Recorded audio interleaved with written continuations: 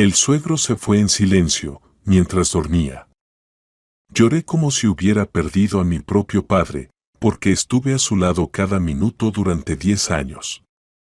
En el funeral, todos decían: sin ti, no habría sobrevivido. Pero una semana después, el notario anunció la herencia, al hijo, deudas, a la nuera.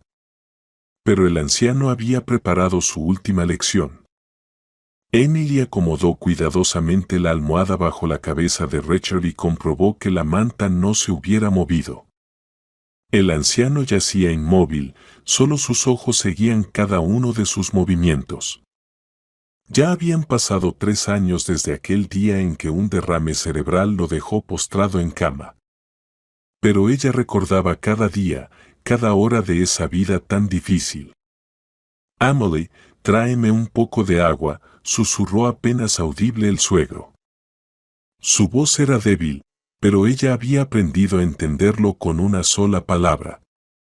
Emily llenó rápidamente un vaso con agua y colocó una pajilla para ayudarlo a beber. Gracias, hijita, dijo Richard.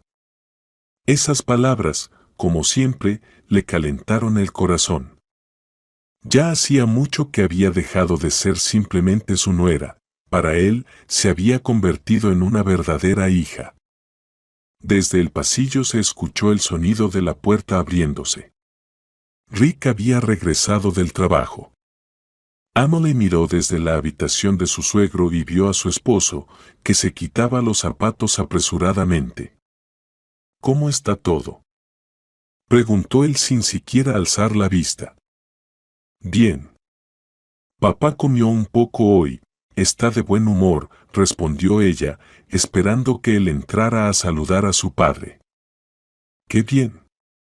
Cenaré rápido y me voy al despacho. Tengo que terminar la presentación para la reunión de mañana.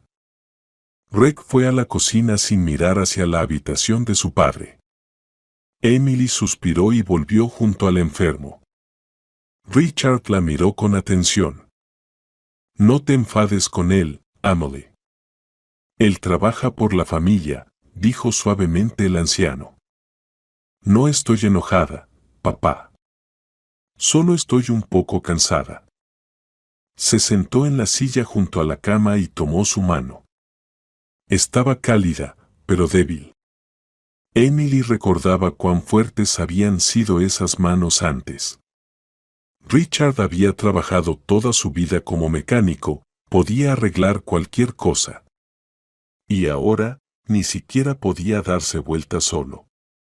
Cuéntame qué hay de nuevo en las noticias, pidió él.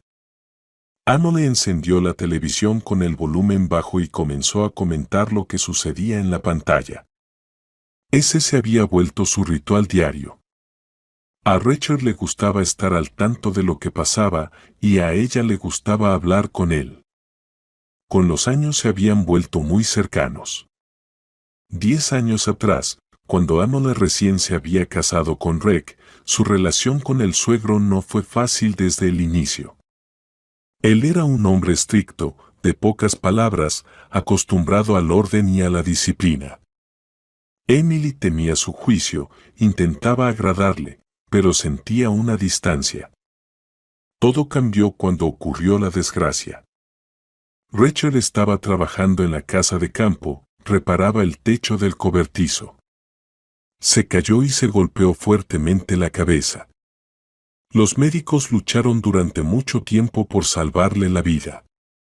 Y cuando despertó, su lado izquierdo del cuerpo había quedado paralizado. Rick acababa de recibir un ascenso y no podía tomarse una licencia. Emily, sé que es difícil, pero no hay otra opción. Hay que contratar a una cuidadora, dijo su esposo. ¿Una cuidadora, Rick? ¿Con qué dinero? Tu sueldo ya se va todo en la hipoteca y en el tratamiento de tu padre, respondió ella. Entonces, ¿qué hacemos? No puedo dejar el trabajo. Tengo que enfocarme en mi carrera ahora. Emily trabajaba entonces en la contabilidad de una pequeña empresa. El sueldo era modesto, pero le gustaba el trabajo. Sabía que tenía que elegir. Yo cuidaré de papá, dijo ella. ¿Estás segura? Es muy duro, Rick estaba sorprendido. Segura. Él no me es ajeno. Y así, ya habían pasado 7 años desde aquella decisión. Emily renunció a su trabajo y se dedicó por completo al cuidado del suegro enfermo. Al principio fue realmente muy difícil. No sabía cómo levantar correctamente a un enfermo postrado, no sabía hacer masajes, ni cómo alimentar a alguien que no podía tragar comida sólida. Richard, en ese entonces, estaba irritable e insatisfecho. No quería ser una carga, se avergonzaba de su impotencia, a menudo rechazaba la comida, guardaba silencio durante días. Déjame en paz, decía cuando ella intentaba alimentarlo. No lo haré, respondía Emily. Tienes que comer para recuperar fuerzas. Poco a poco, el hielo se derritió. Richard vio que ella no estaba fingiendo, que no hacía sus tareas por obligación. Ella sinceramente quería ayudarlo, se preocupaba genuinamente por su estado. ¿Por qué haces esto?, le preguntó un día. ¿Cómo que por qué? Usted es como un padre para mí, respondió ella. Y él entendió que era verdad. Desde entonces, se creó entre ellos un vínculo especial. Richard comenzó a contarle sobre su vida, su juventud, sobre su esposa, a quien había amado profundamente y que murió de cáncer cuando Rick tenía 15 años. Ella era tan bondadosa como tú, solía decir él. Siempre se preocupaba por los demás más que por sí misma. Emily había aprendido a entender sus necesidades sin palabras. Sabía cuando le dolía la espalda, cuando tenía hambre, cuando estaba triste. Le leía libros, le ponía sus películas favoritas, le hacía masajes en manos y pies. Rick, mientras tanto, se sumergía cada vez más en el trabajo. Recibió varios ascensos, su salario aumentó, pero también lo hizo la carga de responsabilidades. Llegaba tarde a casa, cansado, sin fuerzas para hablar con su padre enfermo. ¿Cómo está papá?, preguntaba. Bien, respondía Emily. Me alegra. Gracias por todo, decía, y se iba directo a su despacho. Emily entendía que para Rick tampoco era fácil. Amaba a su padre, pero no sabía cómo expresar sus sentimientos. El trabajo se había convertido en su forma de lidiar con el dolor y la culpa. Él trabaja por nosotros, se repetía a ella, especialmente en los momentos de mayor soledad. Richard notaba lo poco que su hijo se involucraba con la familia, y eso le preocupaba. ¿Crees que él se molesta por tener que cargar conmigo?, preguntaba el anciano. ¿Cómo va a molestarse, papá? Usted no es una carga. Somos una familia, lo tranquilizaba a Emily. Pero por mi culpa tú no puedes trabajar. No tienen hijos. No piense en eso. Todo estará bien. Y era cierto, no tenían hijos. Al principio lo postergaron. Luego vino la enfermedad del suegro, y ya no era el momento. Rick decía que aún no era hora, que primero había que encargarse de su padre, construir su carrera, ampliar el apartamento. Emily a veces se preguntaba cómo habría sido su vida si Richard no hubiera enfermado. Tal vez tendría un trabajo interesante, hijos, viajes. Pero nunca se arrepintió de su decisión. Ese hombre se había vuelto verdaderamente parte de ella. Emily, pon algo de música, pidió el suegro. Ella encendió la radio y comenzó a sonar la melodía de un viejo vals. Richard cerró los ojos y sonrió suavemente. Baile esta canción con tu suegra, dijo.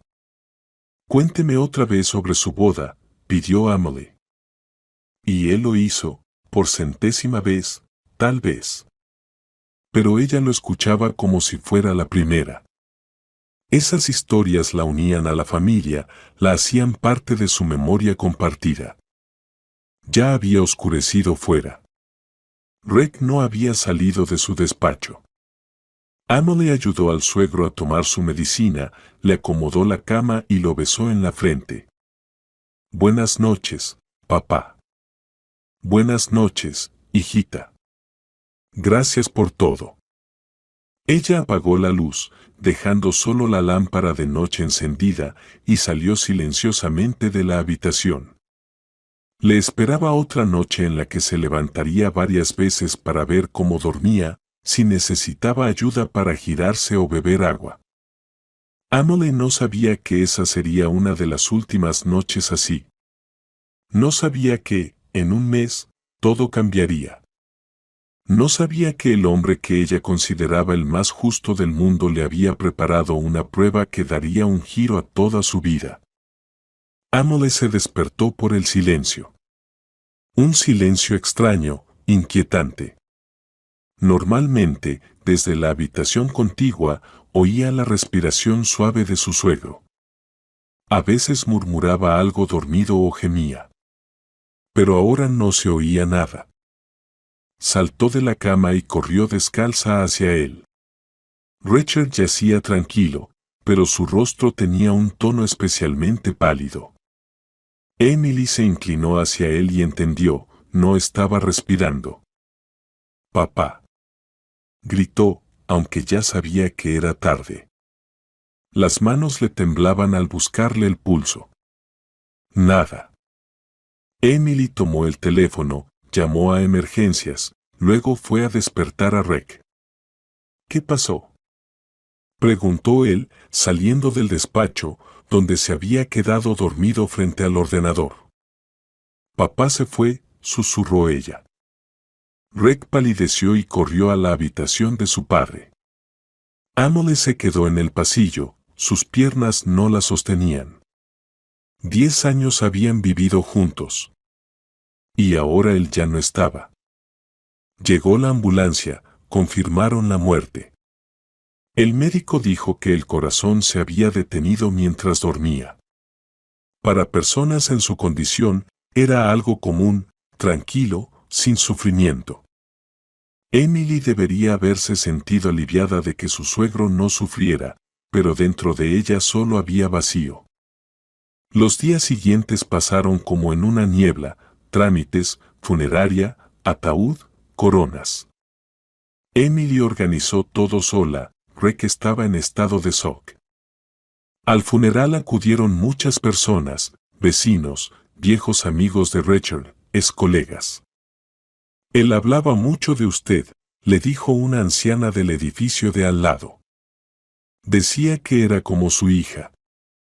No sé cómo habría vivido sin usted, añadió el vecino, el señor Mijail. Es rara una devoción así. Emily escuchaba esas palabras y lloraba, no de autocompasión, sino de tristeza por aquel que de verdad se había vuelto su familia. Una semana después del funeral, los llamó un notario, Patrick Cooper. Un hombre mayor, respetable, con bigote canoso y mirada severa. Necesito leer el testamento de Richard Miller, dijo por teléfono. ¿Qué testamento?, se sorprendió Reg. Nunca nos dijo que había hecho uno. Sin embargo, el documento existe. Les ruego que vengan a mi oficina mañana a las 14. Usted y su esposa. Emily no le dio mucha importancia. ¿Qué tipo de testamento podría ser? El apartamento y la casa de campo, eso era todo lo que tenía mi suegro. Y además, el apartamento estaba a medio pagar con hipoteca y la casa necesitaba muchas reparaciones. Seguramente quiere dejarte todo a ti, le dijo a su marido. Claro. Soy su único hijo, respondió Reg. La oficina del notario se encontraba en un edificio antiguo del centro. El despacho estaba amueblado con piezas pesadas. En las paredes colgaban diplomas y retratos enmarcados. Olía a polvo y a papel viejo. Patrick los acomodó en sillones frente a su escritorio y sacó del cofre una carpeta gruesa con documentos. El testamento fue redactado hace 2 años, comenzó. Richard Mellor se encontraba en pleno uso de sus facultades mentales, tal como lo certifica un informe médico. Los testigos fueron 2 colegas míos, y sus firmas han sido autenticadas. Emily escuchaba toda esa formalidad mientras pensaba lo extraño que sonaba el nombre completo de su suegro. Para ella, él siempre había sido simplemente papá. Paso a la parte principal, dijo el notario, colocándose las gafas. Abrió el documento. El apartamento situado en la calle Baker número 15, departamento 23, así como el terreno en el club de jardinería, se heredan al hijo, Rick Mellor. Rick asintió satisfecho. Emily tampoco se sorprendió, era lo esperado. A continuación, continuó el notario, con un tono especialmente formal, las obligaciones de deuda del testador con los bancos, por un total de $52,000, se transfieren a la nuera, Emily Mellor. Emily no entendió de inmediato lo que había escuchado. ¿Deudas? ¿Qué deudas? Miró a Rick, pero él tenía el rostro imperturbable. Disculpe, no entendí, dijo ella. ¿Qué deudas? Su suegro tenía 2 créditos. Uno de consumo por $30,000, solicitado hace 3 años. El otro es una tarjeta de crédito con una deuda acumulada de $22,000, explicó el notario. Pero, ¿por qué pidió esos créditos? ¿Para qué? Emily sentía como el mundo a su alrededor comenzaba a desmoronarse. Eso no está especificado en el testamento. Solo puedo decir que, según los documentos bancarios, el dinero se retiró en efectivo. ¿Pero por qué las deudas me tocan a mí? ¿Por qué no al hijo? La voz de Emily temblaba. Esa fue la voluntad del testador, respondió secamente el notario. El testamento fue redactado conforme a la legislación vigente y no puede ser impugnado. Emily se volvió hacia su marido. Rick guardaba silencio, con la mirada fija en el suelo.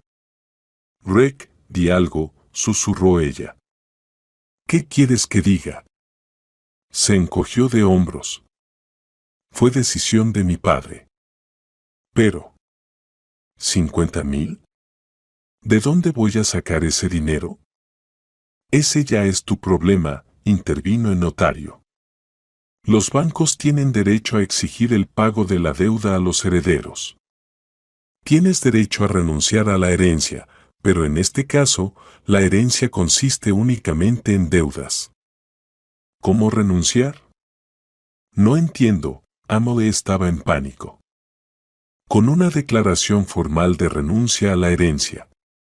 Pero entonces, las deudas pasarían al siguiente heredero. El notario miró a Rick. No, dijo Rick rápidamente. Si el testamento está correctamente formulado, yo no estoy obligado a responder por esas deudas. Exactamente.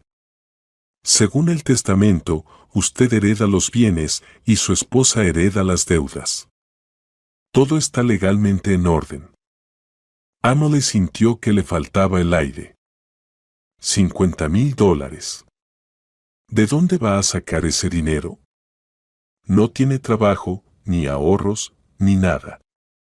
Esto debe ser un error, dijo ella. Papá no habría hecho esto. Él me quería.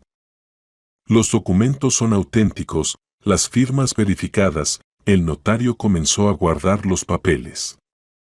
Se les entregará una copia notarial del testamento. Los bancos serán informados sobre la transferencia de las obligaciones. En la calle, Emily por fin rompió en llanto. Las lágrimas corrían por sus mejillas. No podía detenerse. Reg caminaba a su lado en silencio.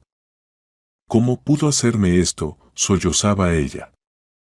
10 años cuidé de él como de un padre. Dejé mi trabajo, perdí mi salud y me dejó deudas. Cálmate, dijo Reg. Ya encontraremos una solución. ¿Qué solución? Son 50,000. Tu salario, la hipoteca, apenas 4,500. ¿Qué vamos a encontrar? No lo sé. Por ahora, hay que pensar. En casa, Emily se encerró en el baño y lloró. No entendía lo que había pasado. Richard siempre había sido un hombre justo. Siempre le decía que era como una hija para él. ¿Por qué entonces había hecho algo así? Quizás perdió la razón antes de morir. Pensaba ella. ¿O tal vez alguien lo obligó a firmar ese testamento? El notario dijo que el documento fue redactado hace 2 años. En ese entonces, el suegro estaba en pleno uso de sus facultades mentales. Se comunicaban normalmente. Él le agradecía por cuidarlo. Por la tarde llamó un representante del Banco Nadesta.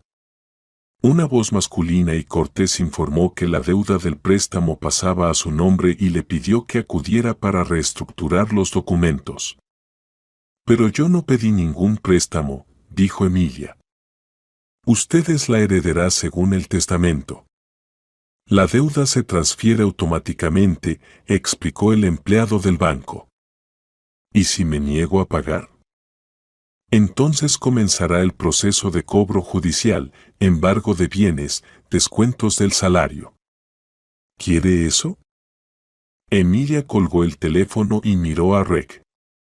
Él estaba sentado en el sofá viendo la televisión, como si nada hubiera pasado. Reg, ayúdame, le pidió ella. No sé qué hacer. ¿Y qué puedo hacer yo? El testamento es el testamento. Así lo decidió mi padre. Pero no es justo. Tú recibiste el piso y la casa de campo, y yo las deudas. ¿Por qué? No lo sé, ni siquiera se volvió hacia ella. Tal vez pensaba que debías trabajar, y no solo cuidarlo. ¿Cómo puedes decir eso? Emilia no creía lo que oía. ¿Quién lo habría cuidado sino yo? Podríamos haber contratado a una enfermera. ¿Con qué dinero? Además, no quería a extraños cerca. No sé. Tal vez pensaba que lo hacías por interés. Esas palabras golpearon a Emilia como una bofetada. Por interés. 10 años de cuidado abnegado. Por interés. ¿De verdad piensas eso? Preguntó ella. Pienso que hay que aceptar la situación tal como es. El testamento no se puede cambiar. ¿Entonces no me vas a ayudar con las deudas? No. Es tu herencia, tus problemas. Esa noche Emilia no durmió. Yacía en la cama, pensando que toda su vida se había derrumbado. El hombre al que consideraba el más cercano la había traicionado. Su esposo, por quien sacrificó su carrera, le había dado la espalda. Estaba sola, con una deuda enorme y sin ninguna esperanza. Tal vez habría sido mejor morir junto con papá. Pensaba con desesperación. Emilia no sabía que por la mañana su vida volvería a cambiar. No sabía que Richard le había preparado otra sorpresa. No sabía que su injusticia era en realidad la máxima expresión de amor y cuidado. Emilia estaba sentada en el suelo del cuarto del difunto suegro, rodeada de cajas y bolsas. Rex se había ido temprano al trabajo, dejando como despedida. Ordena las cosas de papá. Lo que se pueda, dónalo. Lo dijo como si se tratara de trastos viejos, y no de objetos llenos de recuerdos de una persona. Habían pasado 2 semanas desde la lectura del testamento. Los bancos ya habían enviado notificaciones sobre la transferencia de las deudas, exigiendo su presencia para reestructurar los documentos. Emilia postergaba esa visita cada día, esperando un milagro que no llegaba. Tomó entre sus manos el viejo suéter de Richard, aquel gris, de trenza fina, que le gustaba usar en casa. La tela aún conservaba un tenue aroma de su colonia, Chipre. Emilia presionó el suéter contra su rostro y rompió en llanto. ¿Por qué, papá?, susurraba entre lágrimas. ¿Por qué me hicieron esto? Durante esos días había repasado en su memoria cada conversación, cada día de los últimos años.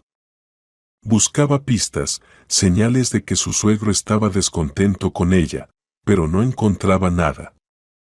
Al contrario, él siempre le agradecía, decía que era mejor que una hija propia.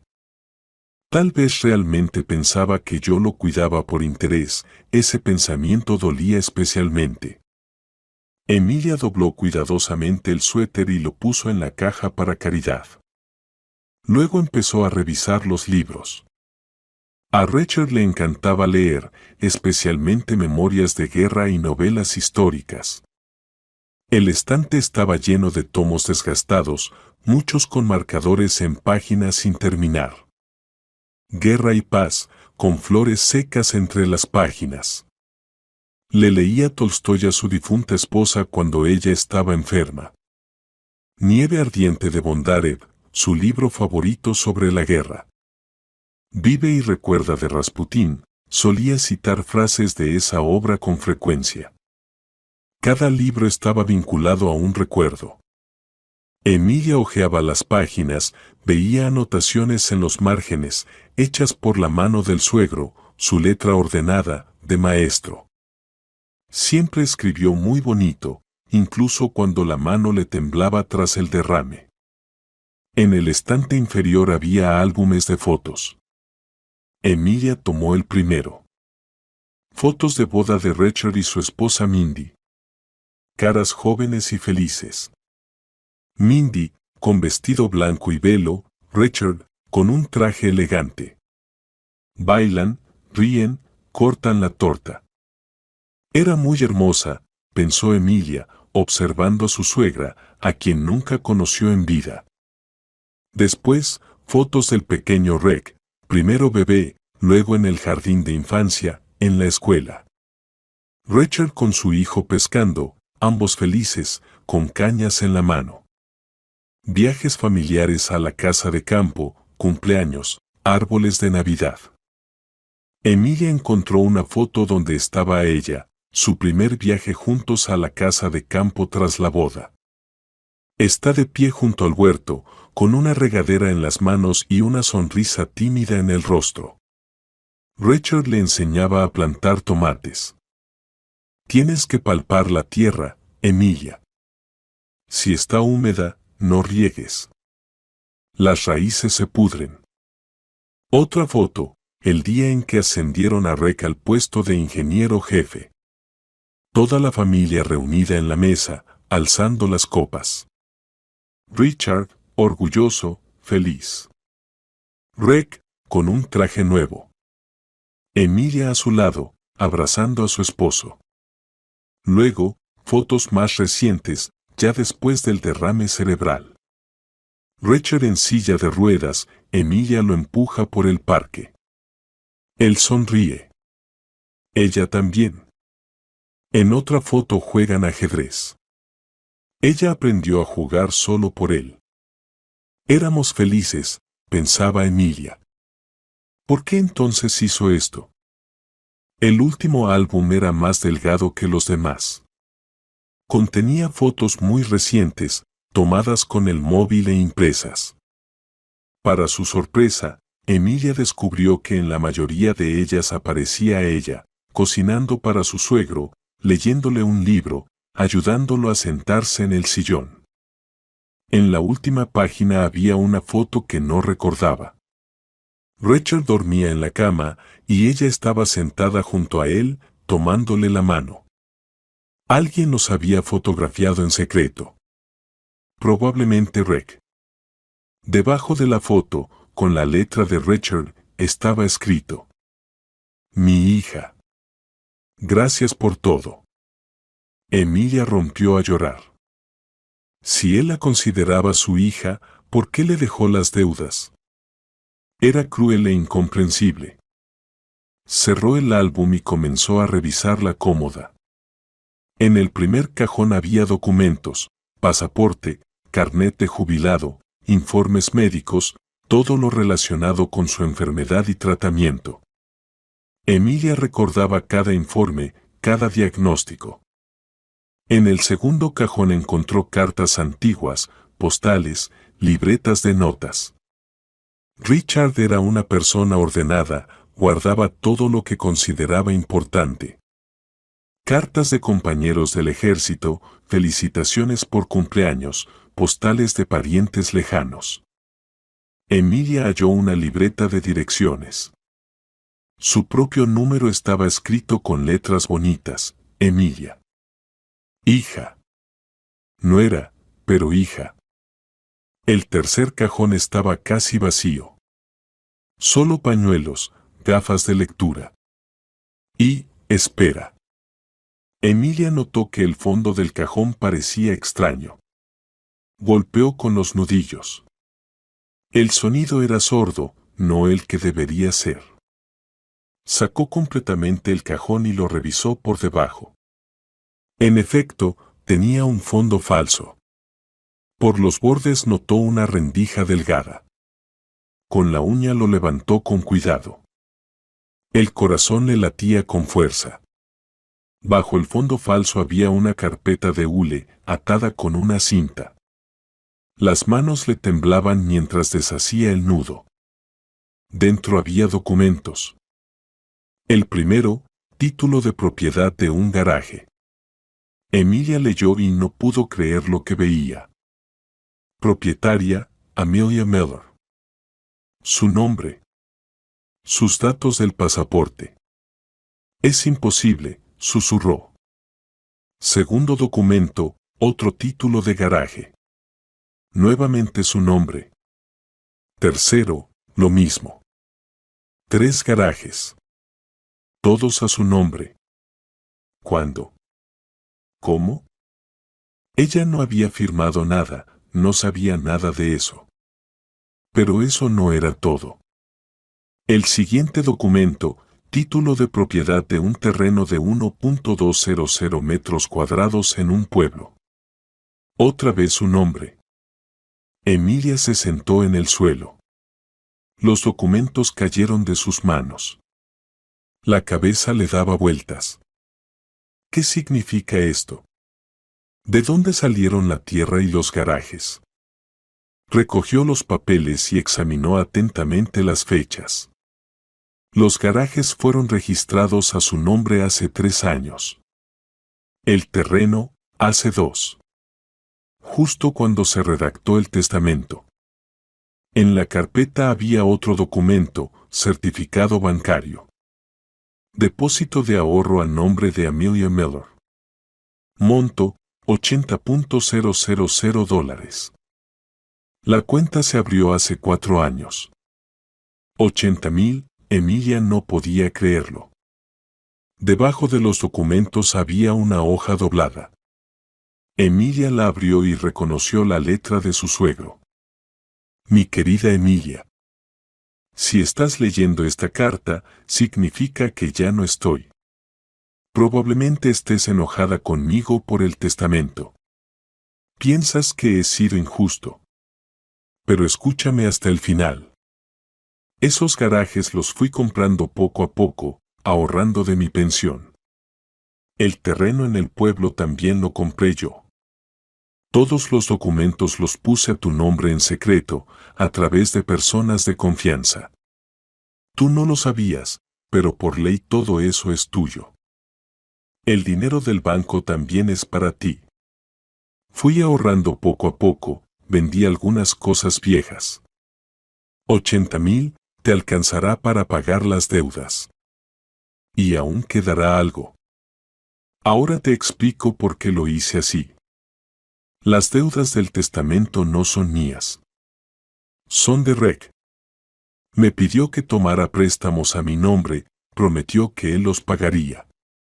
Dijo que necesitaba el dinero con urgencia para su negocio, pero que con su salario no podía conseguir un crédito grande. Confié en mi hijo, tomé los préstamos. Él tomó el dinero, pero nunca pagó. Decía que tenía dificultades, que pronto todo mejoraría. Y luego dejó de hablar del tema por completo. Yo entendía que iba a morir pronto y decidí darle una lección. En el testamento escribí que las deudas pasarían a ti. Quería que él sintiera responsabilidad, que ayudara a su esposa.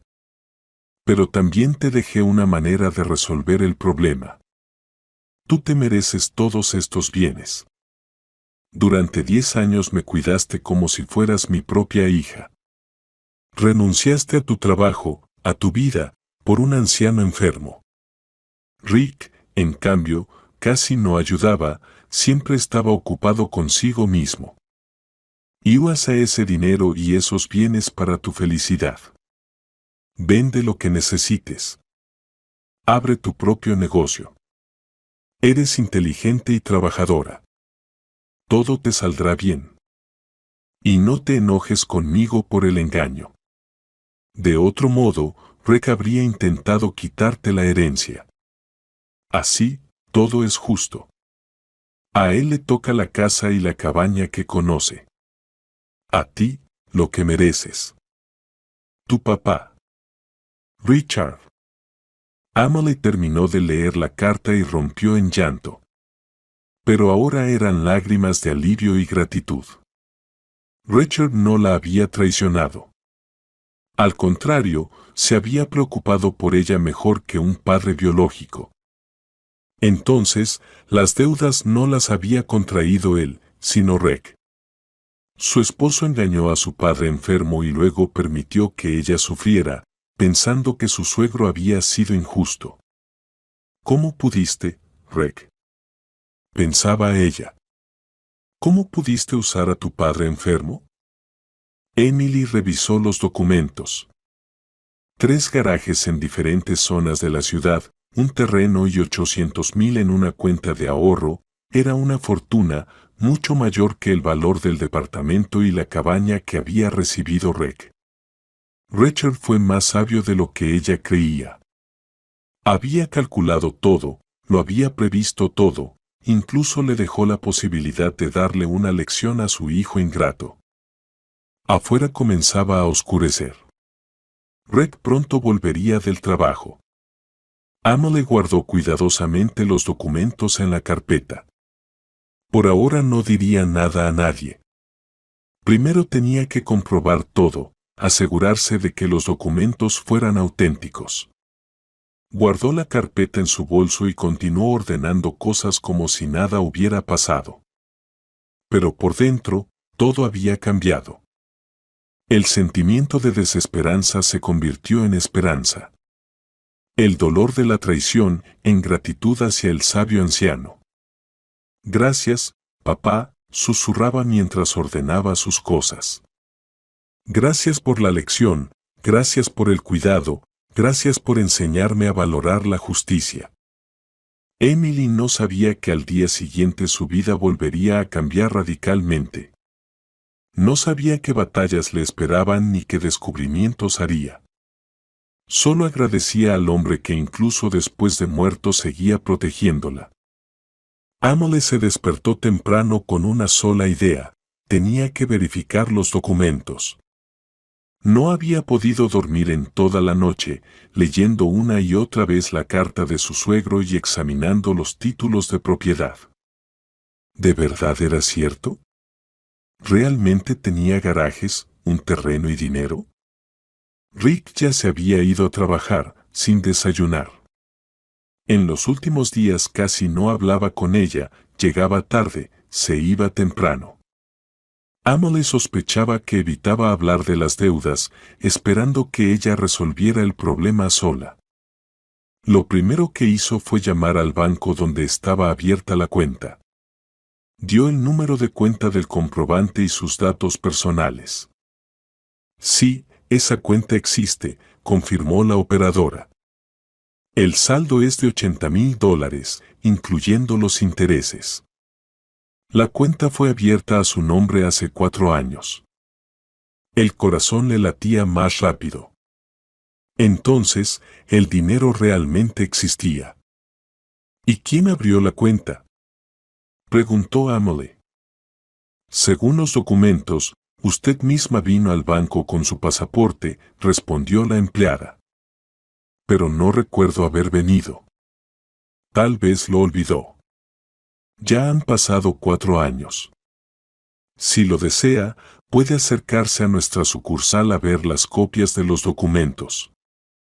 Emily se vistió rápidamente y fue al banco. En la sucursal le mostraron la copia del pasaporte y la solicitud para abrir la cuenta. La firma se parecía mucho a la suya, pero era ligeramente diferente. Esa firma no es mía, dijo ella.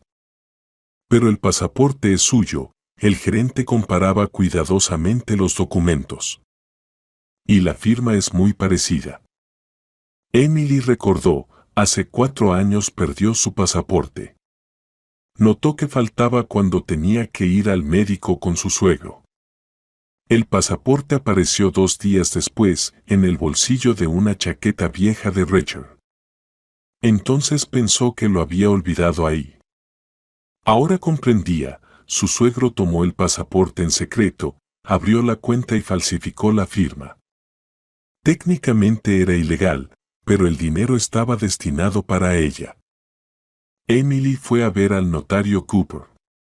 Patrick la recibió sin cita, tal vez la recordaba. ¿Qué la trae nuevamente por aquí?, preguntó. Encontré documentos de propiedades registradas a mi nombre. Quisiera saber cómo ocurrió eso. El notario examinó atentamente los papeles que ella le entregó. Sí, recuerdo esas transacciones. Su suegro vino varias veces, compró los garajes con un poder notarial a su nombre. Era una persona muy meticulosa, revisaba todo varias veces. ¿Y el poder? Yo no lo firmé. El señor Cooper abrió una carpeta gruesa y sacó un documento. Aquí está la copia del poder notarial. Fue firmado en mi presencia. Usted vino con Richard, presentó su pasaporte. Amelie miró la fecha, hace 5 años. En ese entonces su suegro aún podía caminar con bastón, salía de casa. Pero ella recordaba con certeza, no fue con él al notario. Esa no es mi firma, dijo ella. Pero el documento fue realizado conforme a todas las normas. Tengo la grabación del procedimiento de firma. El notario encendió el ordenador. Grabamos en video todos los procedimientos importantes. En la pantalla apareció una imagen. La oficina del notario. La misma mesa, las mismas sillas. Sentado a la mesa estaba Richard. A su lado, una mujer vestida de oscuro. El cabello recogido bajo un pañuelo. En el rostro, gafas de sol. Esa no soy yo, dijo Amelie con firmeza. Pero el pasaporte presentado era el suyo, auténtico. Yo mismo lo revisé. El notario estaba desconcertado. Amelie observaba atentamente la pantalla. La mujer realmente se parecía a ella, era de una estatura y complexión similar, pero no se le veía el rostro por las gafas y el pañuelo. Richard contrató a una actriz o le pidió el favor a alguna conocida, comprendió. Usó mi pasaporte cuando yo pensaba que lo había perdido. Si eso es cierto, los documentos no tienen validez, dijo el notario. Es un caso de fraude. Pero mi suegro lo hizo por mí, en mi beneficio. No quiero acusarlo. Formalmente, es una infracción legal. Pero si usted, como presunta víctima, no presenta una denuncia. no la presentaré. Es más, confirmo que acepto todos los bienes adquiridos de esa manera. El notario negó con la cabeza. ¡Qué familia tan peculiar! Primero el padre deja las deudas a la nuera, y ahora resulta que compraba propiedades para ella en secreto. Las deudas no eran suyas, dijo Amelie y le contó el contenido de la carta. Cooper la escuchó con atención. Entiendo. Richard era un hombre muy inteligente. Vino a mí en busca de asesoramiento para ver cómo proteger mejor sus intereses. Discutimos muchas opciones. Él quería que usted recibiera una parte justa de la herencia, pero de forma que su hijo no pudiera impugnarla. No podía legarle oficialmente esos bienes. Rick, como hijo único, tenía derecho a su parte legítima. Pero así, todo está a su nombre desde hace varios años. ¿Y las deudas? Richard quería darle una lección a su hijo, mostrarle que los actos tienen consecuencias, pero le dejó a usted la posibilidad de resolver la situación. Amelie agradeció al notario y volvió a casa. Tenía la cabeza dando vueltas con tanta información. Richard no solo era sabio, era un estratega brillante. Había calculado todo con varios movimientos de anticipación. En casa, sacó una calculadora y sumó el valor de la herencia. 3 garajes en distintas zonas de la ciudad valían aproximadamente $15,000 cada uno. Un terreno a 12 kilómetros de la ciudad, otros 130,000, más 80,000 en la cuenta de ahorro. Total, $255,000. Restando las deudas de 50,000, quedaban 205,000. Toda una fortuna. Rick recibió un departamento valorado en 200,000, pero con una hipoteca de 120,000. Y una casa de campo que necesitaba reparaciones y apenas valía 30,000. En realidad, tenía un poco más de 110,000 en sus manos. Resultaba justo. A cada uno le tocó casi lo mismo. Pero Rick no lo sabía. Por la tarde, Amelie esperó a su esposo. Llegó tarde, parecía cansado. ¿Qué pasa con las deudas?, preguntó sin saludar siquiera. Quiero hablar contigo, dijo ella. Siguiente parada, la oficina del registro de la propiedad. Emily quería verificar los documentos de las propiedades. En la fila estaba nerviosa, imaginando que le dirían que todo era falso, una broma cruel. Pero el inspector confirmó la autenticidad de los documentos. Los garajes están registrados a su nombre. Todos los documentos están en orden. Las transacciones pasaron por un notario. ¿Y quién vendió los garajes? Personas diferentes. Pero el pago en todos los casos lo hizo en efectivo una sola persona, Richard. Él actuaba como su representante por poder notarial. ¿Qué poder? El inspector mostró una copia del documento. El poder estaba a nombre de Richard. Le daba derecho a comprar propiedades en su nombre.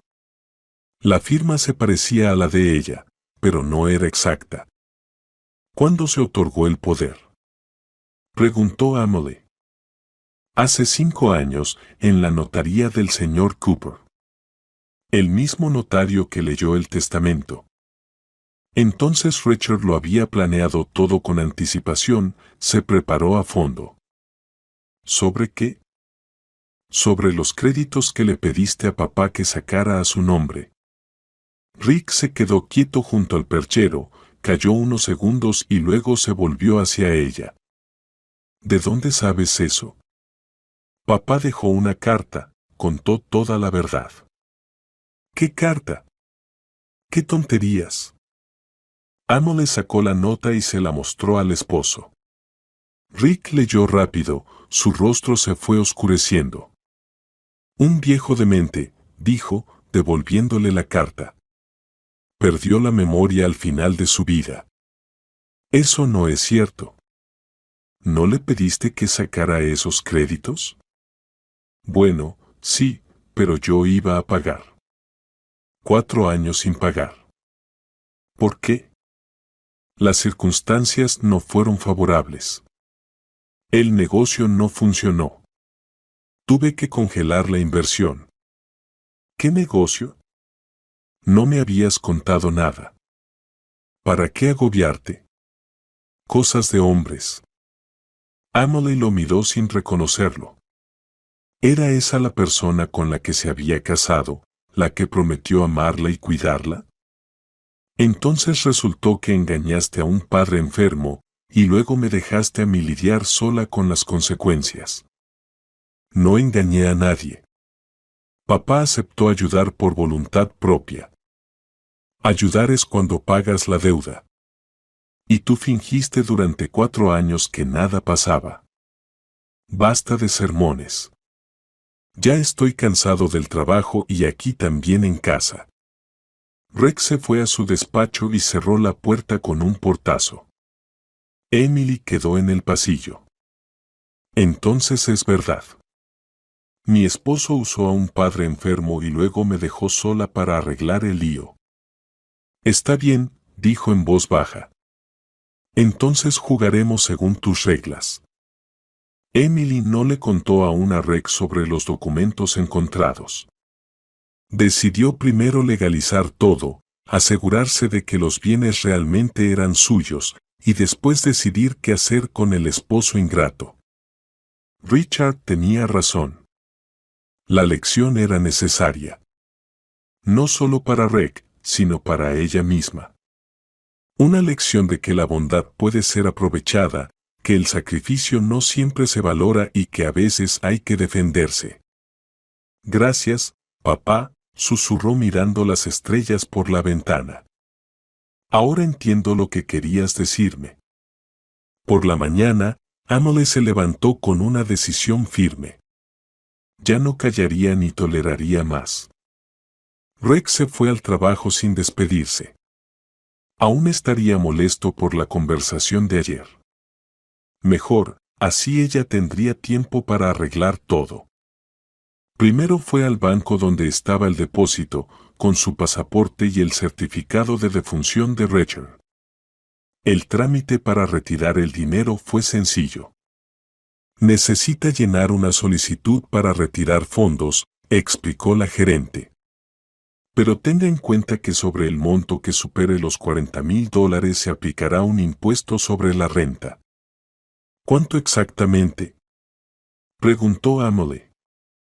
Sobre lo que exceda de 40,000, serían aproximadamente $5,200. Emily firmó los documentos. En 3 días el dinero se transferiría a su tarjeta. $75,000 después de impuestos, más que suficiente para pagar las deudas de los créditos. El siguiente paso fue ir al banco donde estaba el crédito principal de su suegro. Emily quería conocer todos los detalles de la deuda.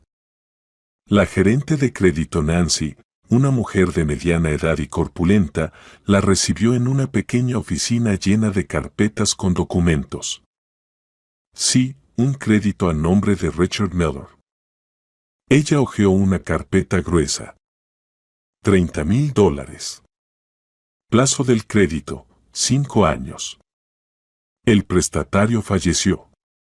La deuda pasa a los herederos según el testamento. ¿Y quién recibió el dinero realmente? Preguntó Emily.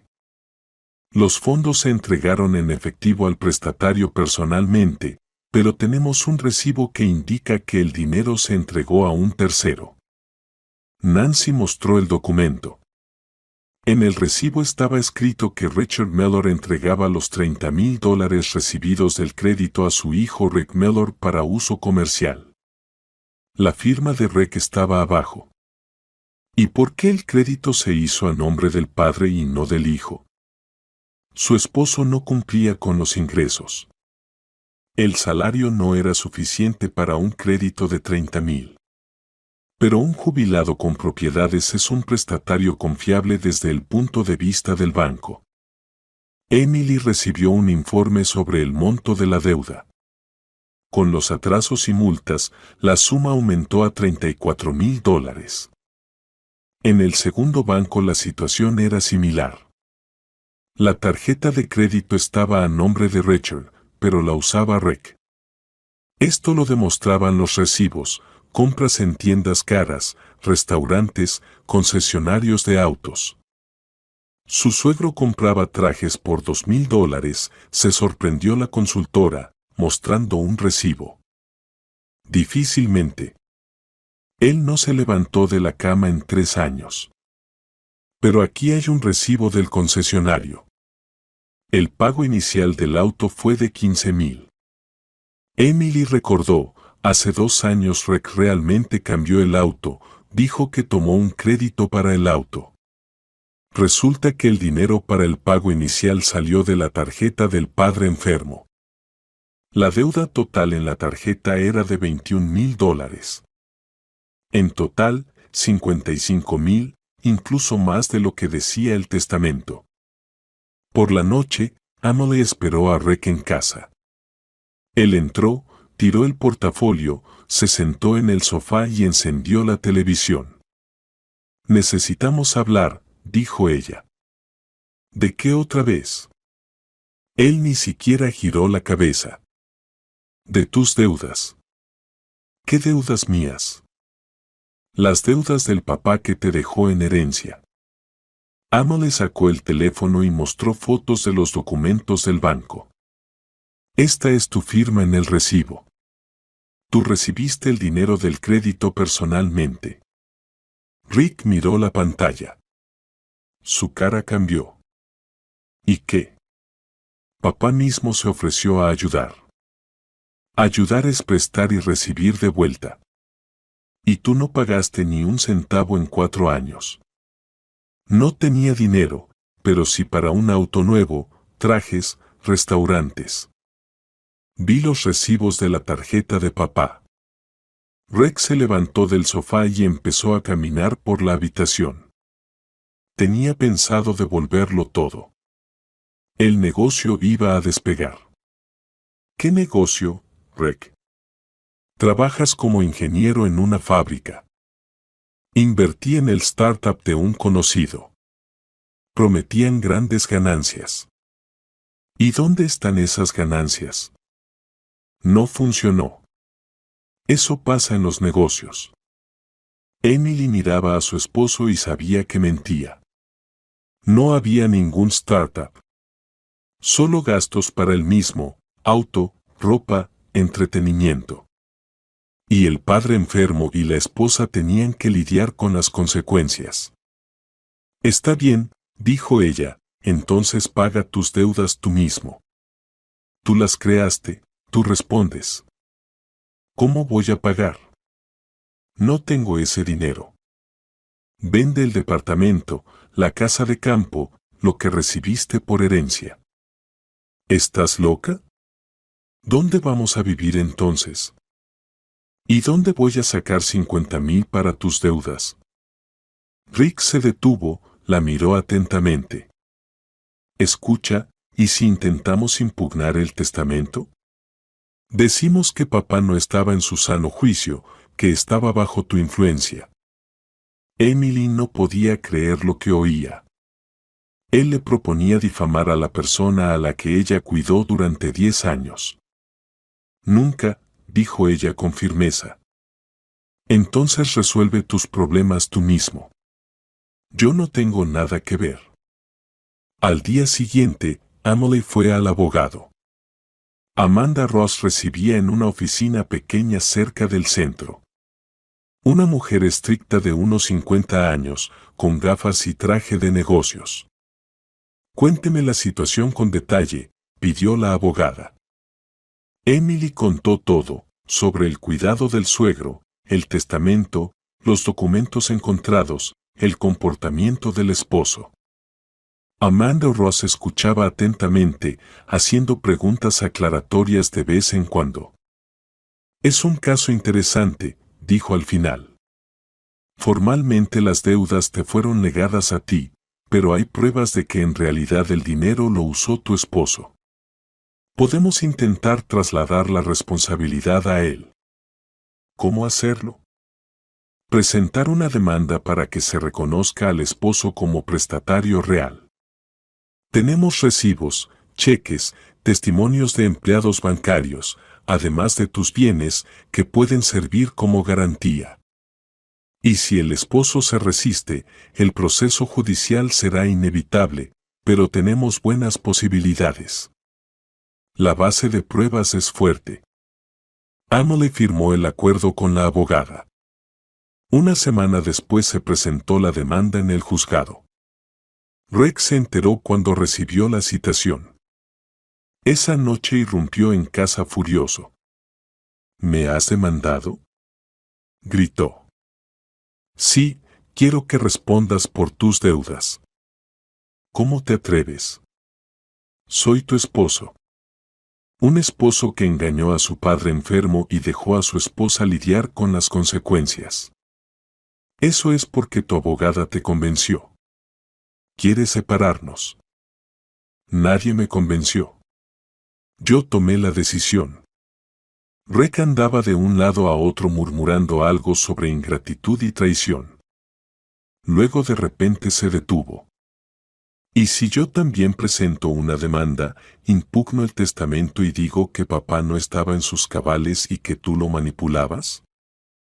Hazlo, respondió Emily con calma. Pero ten en cuenta que tengo certificados que prueban que papá estaba en su sano juicio y testigos que vieron cómo lo cuidaba. ¿Qué testigos? Vecinos, médicos, enfermeras. Todos vieron cómo dediqué 10 años de mi vida a cuidar a una persona enferma. ¿Y tú dónde estabas? Red comprendió que su farol no funcionaba. De hecho, todos sabían que Emily cuidaba con dedicación al suegro, mientras él solo aparecía de vez en cuando en casa. Un mes después tuvo lugar la primera audiencia judicial. Rick llegó con su abogado, un joven con traje barato. Evidentemente no tenía dinero para un buen letrado. La jueza Catherine Smith revisó los documentos del caso y escuchó a las partes. La demandante solicita que se reconozca al demandado como prestatario real de los créditos a nombre de su padre, resumió ella. El demandado se opone, alegando que recibió el dinero como regalo. El abogado de Rick intentó demostrar que Richard ayudó voluntariamente a su hijo y que los recibos eran solo formalidades. El padre quiso ayudar a su hijo a iniciar un negocio, dijo. Nadie lo obligó a pedir préstamos. Pero Amanda Ross presentó pruebas contundentes. El prestatario, el señor Miller, estaba en estado grave, no podía usar el dinero por sí mismo. Todas las compras con la tarjeta de crédito las hizo el demandado. Los pagos también se hicieron desde su cuenta hasta cierto momento. El tribunal solicitó extractos de las cuentas y tarjetas, además de documentos médicos sobre el estado de Richard. Todo confirmaba la versión de Emily. En la segunda audiencia testificaron testigos. La vecina tía Lily contó cómo cuidaba a Emily al enfermo. Lo llevaba en brazos como a un niño, dijo la anciana. Y el hijo venía poco, más viajaba por trabajo. El neurólogo confirmó que después del ictus Richard no podía moverse solo y necesitaba cuidados constantes. El paciente estaba consciente, pero físicamente muy limitado, explicó el médico. Un empleado bancario contó que el crédito se gestionó con la participación del hijo del prestatario. El joven conocía bien las condiciones, firmaba personalmente los documentos para recibir el dinero, declaró. Para la tercera audiencia, el abogado de Rick intentó una nueva táctica. Mi clienta no trabajó durante 10 años, vivió a expensas de la familia, declaró él. Debería estar agradecida por el sustento y no presentar reclamaciones. Eso fue un golpe bajo. Amanda Ross se indignó. La demandante no fue una mantenida. Cuidó a un familiar enfermo, lo cual es una actividad socialmente útil. Las cuidadoras profesionales cobran al menos $3,000 al mes por ese trabajo. Pero oficialmente no trabajaba, insistió el oponente. Pero ahorró a la familia el gasto de una cuidadora profesional. En 10 años eso habría sumado más de $100,000. La jueza escuchó todos los argumentos con atención. En la cuarta audiencia dictó sentencia. El tribunal reconoce que el beneficiario real de los créditos fue el demandado, señor Rick Miller. Se le ordena reembolsar a la demandante los gastos por el pago de deudas por un monto de $55,000. La sentencia es de cumplimiento inmediato. Emily ganó. Rick debía pagarle toda la suma de la deuda. Después de la audiencia, él se acercó a ella en el pasillo del juzgado. ¿Contenta?, preguntó. Contentísima con la justicia, respondió ella. No tengo ese dinero. Voy a quebrar. Esa es tu elección. Podrías haber admitido la culpa honestamente y llegar a un acuerdo amistoso. ¿Y si apelo? Apela. Pero recuerda que cada día sin pagar aumenta la cantidad de intereses por demora. Rick comprendió que había perdido definitivamente. Ahora sí tendría que vender la herencia de su padre para saldar las deudas que él mismo creó. Bastante con que hayas destruido nuestra familia, dijo por último. La familia la destruiste tú cuando decidiste vivir a costa de un padre enfermo, respondió Emily. Ella caminaba por la calle sintiendo un extraño alivio. Por fin la justicia había triunfado. Richard estaría satisfecho. La lección sirvió tanto para el hijo como para ella misma. Un mes después del juicio, Emily recibió el dinero de Rick. Él vendió la casa de campo de su padre y pidió un préstamo hipotecario sobre el apartamento, no había otra salida. Los $55,000 llegaron a su cuenta en una sola transferencia. Aquí está tu dinero, dijo, mostrando el recibo. Ahora estamos a mano. A mano, aceptó Emily. Rick recogió sus cosas y se fue a casa de un amigo. El divorcio se tramitó rápido y de mutuo acuerdo. No había nada que repartir. El apartamento quedó para él, con las deudas. Ni siquiera sabía qué propiedad tenía ella. Emily se quedó sola en el apartamento vacío. Los primeros días fueron extraños. Silencio. Nadie que alimentar, nadie a quien cuidar. Durante 10 años su vida estuvo programada al minuto, ahora el tiempo era solo suyo. Fue a ver un terreno en el pueblo de Sosnovka. 12 parcelas en un lugar tranquilo, cerca de un río, rodeado de bosque de pinos. Un lugar bonito, pero vacío. Solo un viejo cobertizo y un claro cubierto de hierba. Aquí se puede construir algo, pensó. Decidió vender uno de los garajes. Necesitaba dinero para un nuevo proyecto. Encontró comprador rápido, $17,000 por un garaje en buena zona. Con ese dinero fue a ver a un arquitecto. Carl, un hombre de unos 40 años con canas en las sienes, escuchó atentamente su idea. Quiero abrir un café al aire libre, explicó Emily. Pequeño, acogedor, para familias con niños, para quienes están cansados del bullicio de la ciudad. Idea interesante, dijo el arquitecto. En el terreno se puede construir una terraza de verano, gazebos, un parque infantil. Hizo un boceto del plan, pero advirtió que necesitaría permisos para conectar los servicios públicos. ¿Cuánto costará eso? Aproximadamente $50,000 en la primera etapa. Construcción sencilla, sin lujos.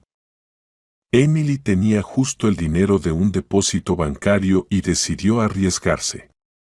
La construcción empezó en primavera. Emily supervisaba cada etapa, cimientos, paredes, techo. Los obreros se sorprendían de que una mujer supiera tanto de construcción. Mi suegro me enseñó, explicaba. Toda la vida estuvo construyendo y reparando cosas. Para el verano el edificio principal estaba listo, una pequeña casa con cocina y sala para 20 personas, una terraza abierta, parque infantil con columpios y tobogán. Emily llamó al café Señor Mellor en memoria de su suegro. En el cartel, con letras bonitas, estaba escrito, café familiar en plena naturaleza. El menú era sencillo, comida casera, todo lo que ella misma sabía cocinar. Los primeros visitantes fueron vecinos de pueblos cercanos. Una pareja mayor, Simón y Viola, entraron por curiosidad. ¿Y qué? ¿Salió bien?, dijo el abuelo, probando la sopa. Como la que hacía mi difunta madre. Y los precios son razonables, añadió la abuela. En la ciudad por una porción así cobran el doble. Poco a poco, el café se fue haciendo conocido en la ciudad. Venían familias los fines de semana, parejas jóvenes a citas, grupos de amigos para hacer una barbacoa. Emily trabajaba de la mañana a la noche, cocinaba, atendía, limpiaba. ¿Quizás contratar a un camarero?, sugirió uno de los clientes habituales. Por ahora puedo sola, respondía ella. No quiero gastos extra. Después de medio año, el café empezó a generar ingresos estables, entre 30 y 40 mil dólares al mes. No millones, pero suficiente para una vida normal. Emily alquiló un departamento pequeño en la ciudad y compró un coche usado. La vida se estabilizó, apareció la confianza en el mañana. En otoño entró al café un hombre de mediana edad, alto, con ojos amables, camisa sencilla y jeans. ¿Puedo pedir sopa y té?, preguntó. Claro, siéntese, se lo traigo enseguida, respondió Emily. Ben, como se presentó, resultó ser veterinario, trabajaba en un barrio cercano. Venía de una emergencia y decidió comer algo. Cocina muy bien, lo elogió él. Como en casa de la abuela. Gracias, se nota que se esfuerza. ¿Cuánto tiempo lleva abierto el café? Medio año. Yo misma hice todo, construí y cociné. Es sorprendente. No todas las mujeres se atreven a hacer algo así. Ben empezó a venir regularmente, siempre educado, tranquilo y con buen sentido del humor. Emily empezó a esperar sus visitas.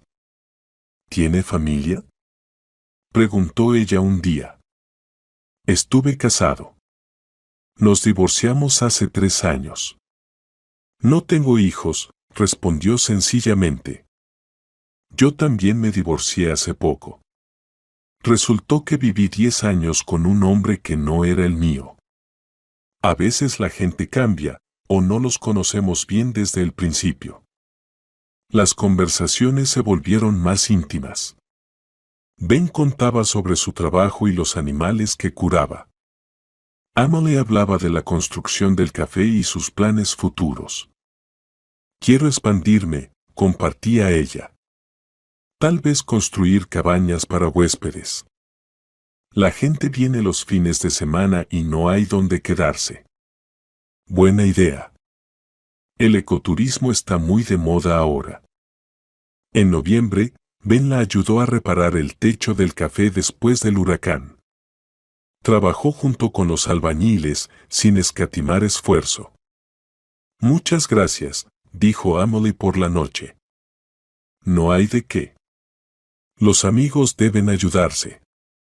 Somos amigos, ¿no? Ella miró a sus ojos y entendió, sí, eran amigos, pero quizás algo más que amigos. En invierno, el café funcionaba solo los fines de semana, había pocos clientes en época fría.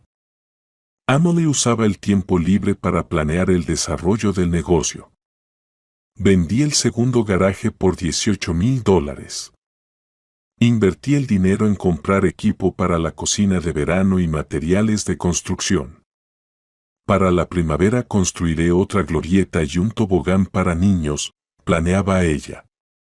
Ben a menudo ayudaba con consejos y a veces con trabajo. Nunca se imponía ni exigía agradecimientos, simplemente estaba ahí cuando hacía falta. Tiene manos de oro, decía Emily mirando cómo arreglaba los columpios rotos. Todos tenemos manos de oro, si hay ganas de ayudar, respondía él. Al final del invierno, ella comprendió que se había enamorado. No con pasión, como en su juventud con Rick, sino con calidez y seguridad. Ben se volvió parte de su vida y de sus planes futuros. ¿No te gustaría emprender un negocio?, le preguntó en marzo. ¿En qué sentido? Ser mi socio en el café y en la vida. Ben guardó silencio un momento, luego sonrió. ¿Hablas en serio? Muy en serio. Entonces sí, quiero. En primavera comenzaron a prepararse juntos para la nueva temporada.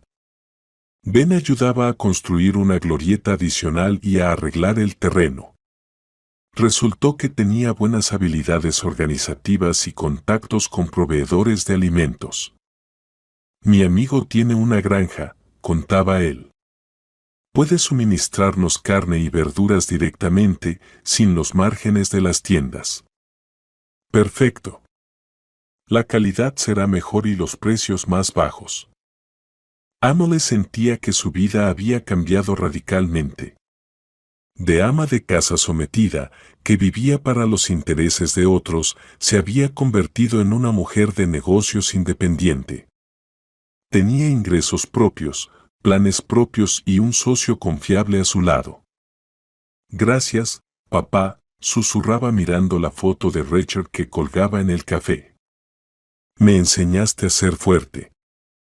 El anciano miraba desde el retrato con ojos bondadosos.